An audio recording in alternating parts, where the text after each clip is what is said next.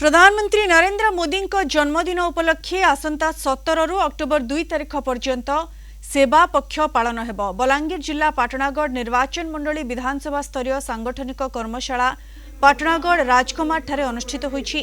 उपमुख्यमंत्री कनक वर्धन सिंहदेव नेतृत्व में सांगठनिक पक्ष को किपरि भल भाव पालन करा जाय परिबो एने बीजेपी कर्मी कर्मशाला आलोचना होइथिला।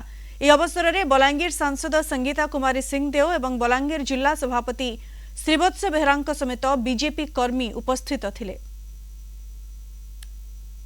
आसंता 17 तारीख माननीय प्रधानमंत्री नरेंद्र मोदी 75तम जन्म दिवस रु नेकरी 2 अक्टोबर पर्यंत जहाँ कार्यक्रम सब राज्य स्तर रे समग्र भारत स्तर कार्यक्रम दल तरफ आमको जोटा दि जाइए से बाबद संगठन कार्यकर्ता मानक से बाबद अवगत करा समस्त को से कार्यक्रम रे जोग देवाई कहा।